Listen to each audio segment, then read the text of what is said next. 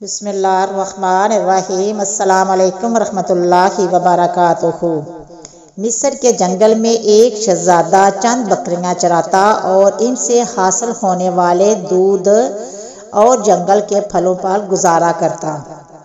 وہ تھا شہزادہ، مگر نہ تو اس میں شاہوں والا غرور تھا اور نہ ہی وہ جلو جلال تھا۔ وہ عام انسانوں کی طرح زندگی بسر کرتا، روکھی سوکھی کھاتا، بیشتر وقت اپنے راہ کی خدمت اور خدا کی یاد میں بسر کرتا۔ اس کی نیک چلنی کا پورا ریاست میں چرچا تھا۔ اسے یہ خصوصیات اپنے رحم دل باپ سے وراثت میں ملی تھی۔ ایک دن شہزادہ معمول کے مطابق رہا کے مسائل سننے کے بعد جنگل میں دنیا سے بے نیاز خدا کی یاد میں محو تھا کہ اس نے دیکھا کہ غریب لکڑہار اپنے گدھے کو ساتھ لیے ہوئے لکڑیاں کاٹ رہا ہے اور اس سے باتیں بھی کیے جا رہا ہے، حالانکہ اسے معلوم تھا کہ نہ تو گدھا اس کی بات سن رہا ہے اور نہ سمجھ رہا ہے، اور پھر وہ زاروں قطار رونے لگا۔ شہزادہ یہ دیکھ کر بہت حیران ہوا کہ لکڑہار روزانہ لکڑیاں کاٹتا، گدھے سے باتیں کرتا اور پھر پھوٹ پھوٹ کر رونے لگتا۔ چند روز یہی معاملہ رہا۔ جب رحم دل شہزادہ سے اس کا رونا دیکھا نہ گیا اور وہ یہ گتھی سلجھانے میں ناکام رہا تو بالآخر درخت کی اور سے باہر آ گیا اور لکڑہار سے پوچھا کہ اے لکڑہارے، تیری اس طرح بلک بلک کر رونے سے کیا وجہ ہے؟ غریب لکڑہار ہمدرد انسان سامنے پا کر اور شدت سے رونے لگا اور سسیوں کے ساتھ اپنی بدبختی کی کہانی سنانے لگا۔ میرا ایک بیٹا تھا جسے خدا نے بے تحاشا دولت سے نوازا، مگر اسے دولت کا غرور تھا۔ اس کے تن بدن پر اس قدر حاوی ہو چکا تھا کہ اسے اپنی دولت کے سوا کچھ دکھائی نہ دیتا تھا۔ اپنے غریب رشتے داروں کو دھکے دیتا اور انہیں ذلیل و رسوا کرتا تھا۔ پھر اس کی بربادی کا دن آ گیا اور میری دور کی ایک رشتے دار دوسری ریاست سے میرے گھر سوالی بن کر آئی، یہ سوچ کر کہ مشکل میں اپنے ہی کام آتے ہیں۔ وہ بہت غریب تھی، اس کی بیٹی کی شادی قریب تھی مگر کوئی انتظام نہ ہو پایا تھا۔ اسے کچھ رقم کی ضرورت تھی۔ وہ اللہ کی نیک بندی تھی، بیشتر وقت عبادت میں گزارتی تھی، مگر میرا بیٹا دولت کے نشے میں اندھا ہو چکا تھا۔ اس عورت کو دھکے دے کر گھر سے نکال دیا۔ یہی وہ وقت تھا جب ہماری بربادی شروع ہوئی۔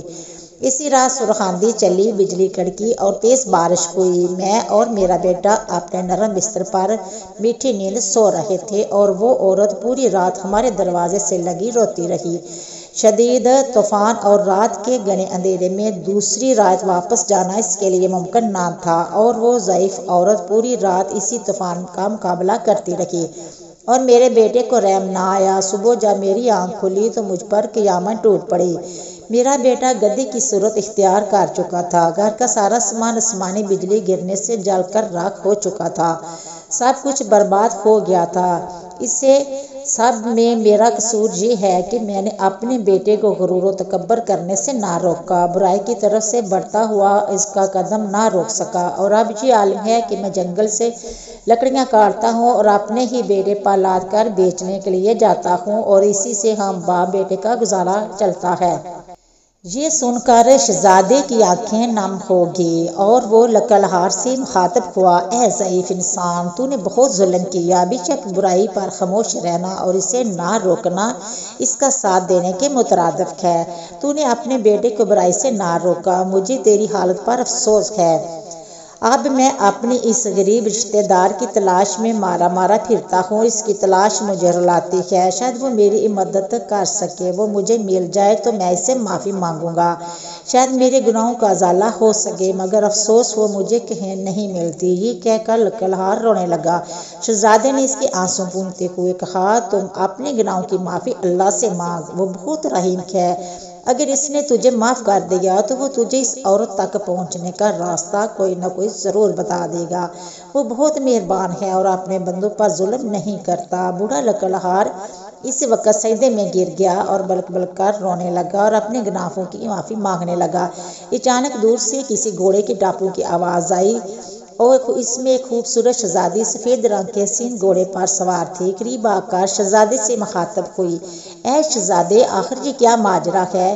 شہزادے نے بوڑھے کی رام کہانی شہزادی کو سنا دی۔ شہزادی کی آنکھوں میں آنسو جاری ہو گئے اور وہ لکڑہار سے اپنے گھوڑے سے اتری اور لکڑہار سے کہنے لگی کہ میں ہی وہ لڑکی ہوں جس کی ماں تیرے در پر سوالے بن کر آتی تھی، مگر اس سے بدبخت تیرے مغرور بیٹے نے اس نیک عورت کی زندگی ہی چھین لی۔ ساری رات تیرے دروازے پر تیز بارش میں طوفان کا مقابلہ کرتی رہی کہ وہ شاید تجھے رحم آ جائے۔ بالآخر تیز بارش کی ٹھنڈی بوندوں کو وہ بوڑھی جان برداشت نہ کر سکی اور دنیا سے چلی گئی۔ جب صبح ہوئی تو رحم دل بادشاہ ملک کے گشت پر تھا، اس کا وہاں سے گزر ہوا۔ وہ میری ماں کو جب گھر لایا تو ماں کی لاش دیکھ کر میرے پیر تلے سے زمین ہی نکل گئی۔ اب میرا سہارا کوئی نہ تھا۔ بادشاہ یہ سب دیکھ کر بہت پریشان ہوا۔ بالآخر اس نے مجھے اپنے ساتھ لے جانے کا فیصلہ کیا۔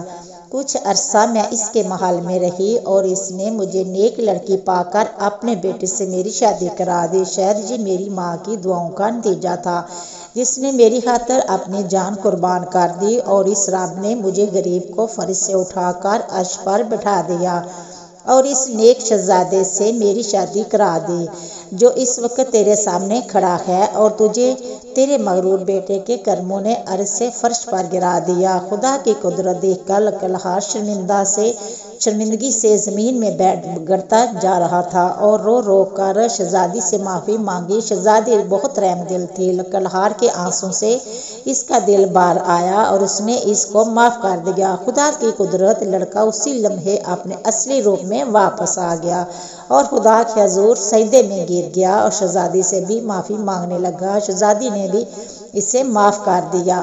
بالآخر دونوں باپ بیٹا اپنی جھونپڑی کی طرف روانہ ہو گئے۔